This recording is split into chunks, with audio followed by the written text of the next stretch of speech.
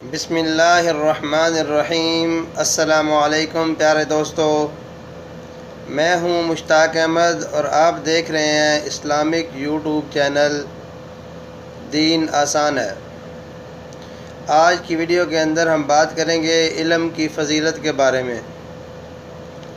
अल्लाह ताला कुरान मजीद के अंदर इरशाद फरमाते हैं, औज़ु बिल्लाहि मिनश्शैतानिर्रजीम, बिस्मिल्लाहिर्रहमानिर्रहीम, वफ़ौक़ कुल्लि ज़ी इल्मिन अलीम, वक़ाल रसूल सल्लल्लाहु अलैहि वसल्लम, खैरुकुम मन तअल्लमल कुरआन व अल्लमह, वक़ाल रसूल सल्लल्लाहु अलैहि वसल्लम, अल उलमाउ वरसतुल अंबिया, वक़ाल रसूल फ़ी कलामिहिल आखर, बल्लिगू अन्नी वलो आया। सदक़ल्लाहुल अज़ीम।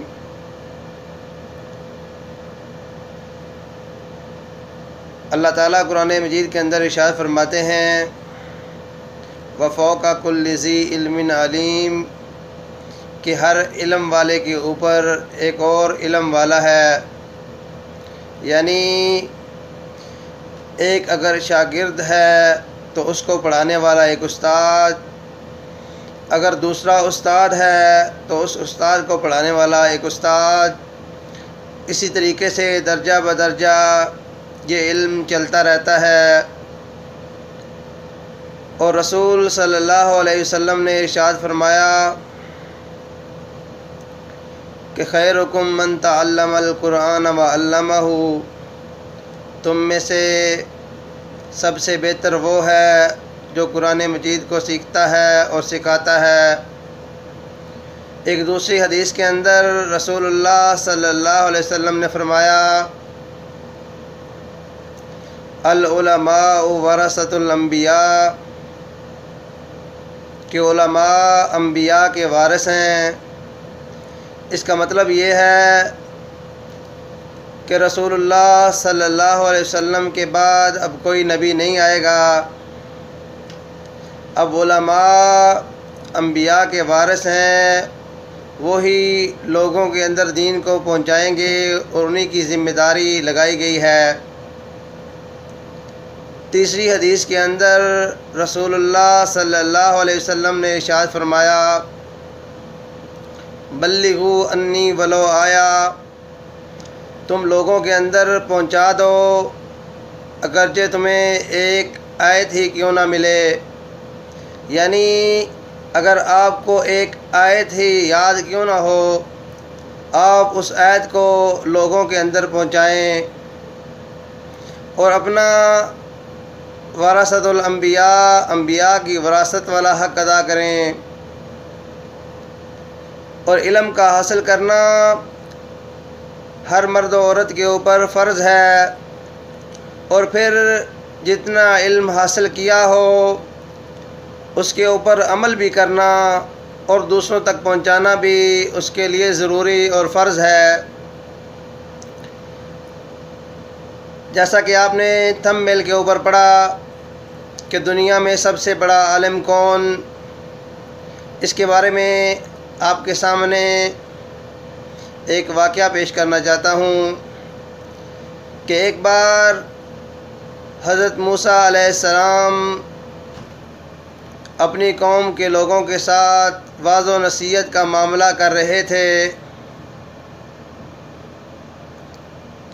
कि आप वाज़ व नसीहत से जब फ़ारिग़ हुए तो एक आदमी, आपकी कौम का आदमी आपके पास आया। तो उसने अर्ज़ की कि ए मूसा अलैहिस्सलाम, इस वक्त इस रूए ज़मीन के ऊपर सबसे बड़ा आलिम कौन है। हकीकत भी यही थी कि मूसा अलैहिस्सलाम अल्लाह के नबी थे और उनसे बड़ा आलिम कोई दुनिया के अंदर मौजूद नहीं था। लेकिन मूसा अलैहिस्सलाम का ये कहना कि दुनिया के अंदर सबसे बड़ा आलिम मैं हूँ, इस मैं को अल्लाह ने नापसंद कर लिया। और अल्लाह ने मूसा अलैहिस्सलाम को मुखातिब करके कहा कि ए मूसा, तुम क्या ये कहते हो कि दुनिया में तुमसे बड़ा कोई आलिम नहीं है, बल्कि तुमसे एक बड़ा आलिम दुनिया के अंदर मौजूद है। तो अब शौक़ पैदा होता है मूसा अलैहिस्सलाम के दिल के अंदर, और फिर अल्लाह का ये आर्डर भी होता है कि मेरे फ़लाँ बंदे को उस जगह पर जाके मिलो और अपनी रास्ते का ज़ादे राह और एक मछली अपने साथ रख लेना। तो मूसा अलैहिस्सलाम अल्लाह के बताए हुए अहकाम के मुताबिक अपना ज़ादे राह और उसके अंदर एक मुर्दा मछली भी रख लेते हैं। तो आर्डर ये होता है कि इस मछली को अपने साथ रखो, जहाँ ये आपके थैले से बाहर निकलेगी वही आपका ठिकाना है, और वहीं वो मेरा बंदा तुमसे मिलेगा। तो मूसा अलैहिस्सलाम अपने साथ एक ग़ुलाम को लेते हैं और चल पड़ते हैं उस सफ़र के तयन की तरफ। तो मूसा अलैहिस्सलाम अपने साथी को ये कहते हैं कि इस मछली का ध्यान रखना कि जहाँ पे ये निकलेगी थैले से वही हमारे ठहरने की जगह है। तो मूसा अलैहिस्सलाम चलते चलते रास्ते के अंदर एक जगह पर क़याम करते हैं। थोड़ा क़याम करने के बाद फिर अपने सफ़र को जारी और सारी रखते हैं, और एक तवील सफ़र अंजाम देने के बाद जब भूख लगती है तो अपने थैले को खोल के देखते हैं तो हैरानी और ताज्जुब का सा अंदाज़ सामने नज़र आता है, क्योंकि थैले के अंदर मछली गायब हो चुकी होती है। और आपका ग़ुलाम आपसे कहता है कि ए मूसा अलैहिस्सलाम, मछली तो थैले के अंदर मौजूद नहीं। तो अब वो वहाँ से वापस पलटते हैं उस जगह पर कि जहाँ आराम किया था, वहीं अल्लाह का वो बंदा उनसे मिलता है। तो मूसा अलैहिस्सलाम अल्लाह के उस बंदे से कहते हैं कि हमें ये आर्डर हुआ है कि हम तेरे साथ कुछ वक्त गुजारें। तो वो बंदा मूसा अलैहिस्सलाम को ये कहता है कि तुम मेरे साथ रहकर सब्र नहीं कर पाओगे। तो मूसा अलैहिस्सलाम कहते हैं कि मैं सब्र करूँगा और तुम्हारे साथ रहूँगा। वो बंदा मूसा अलैहिस्सलाम को साथ लेके चलता है और कहता है कि मेरे किसी भी अमल पर तुम कोई सवाल नहीं करोगे, तब मैं तुम्हें साथ लेके जाता हूँ। तो मूसा अलैहिस्सलाम ये फरमाते हैं कि ठीक है, मैं तेरी हर शर्त मानने को तैयार हूँ, तुझसे कोई सवाल नहीं करूँगा। तो एक कश्ती के अंदर सवार हुए और थोड़ा ही सफ़र अभी किया था कि उस बंदे ने कश्ती का एक तख्ता उसके अंदर सुराख कर दिया। अब मूसा अलैहिस्सलाम बहुत जलाल वाले नबी थे, बर्दाश्त कैसे करते। उन्होंने कहा कि ये तूने क्या किया, इसकी नई कश्ती के अंदर तूने छेद कर दी और इस कश्ती को तूने ऐबदार बना दिया।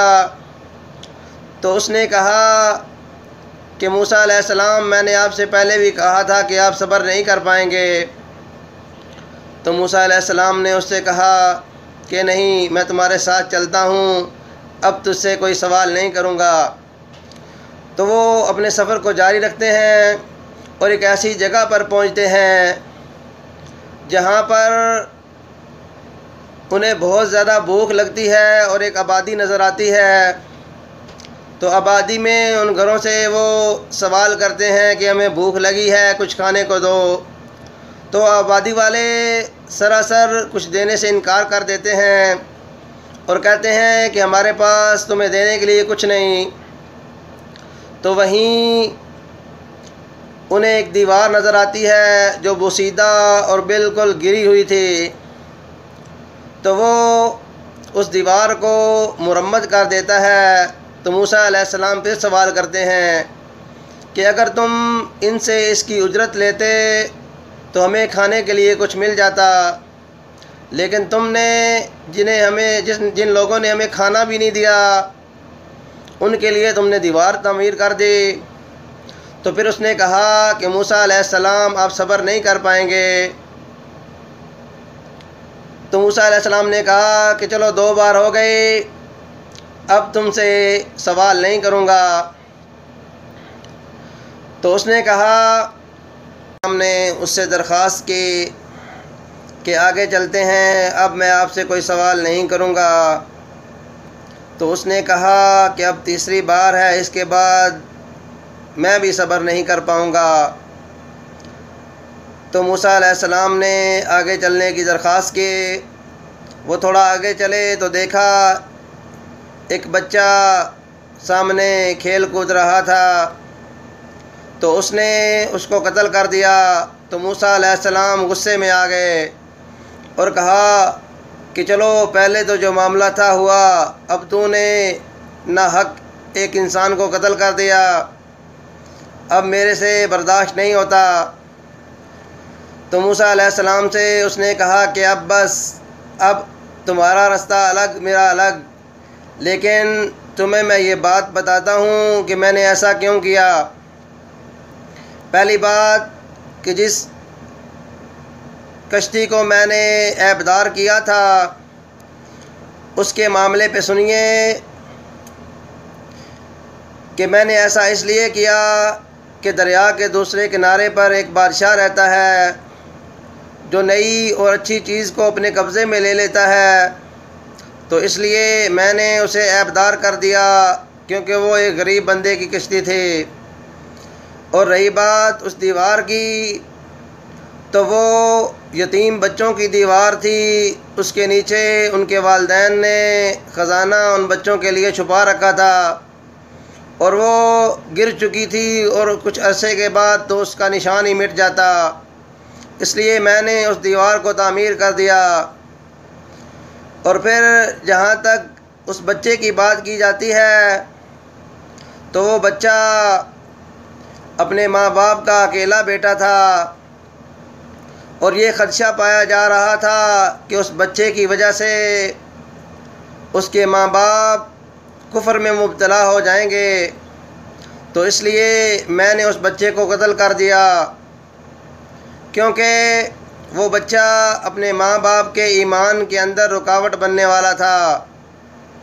तो प्यारे दोस्तों, इल्म हर हालत के अंदर हासिल करना चाहिए और अपने इल्म को आगे से आगे दूसरे लोगों तक भी शेयर करना चाहिए ताकि दीन लोगों तक पहुँचे और इस हदीस की हम मिस्दाक बन सकें कि बल्लिगू अन्नी वलो आया। अगर आपको एक भी आयत याद है तो आप अपने घर से ही शुरू करें और उस इल्म की तालीम आगे से आगे फैलाने की कोशिश करें।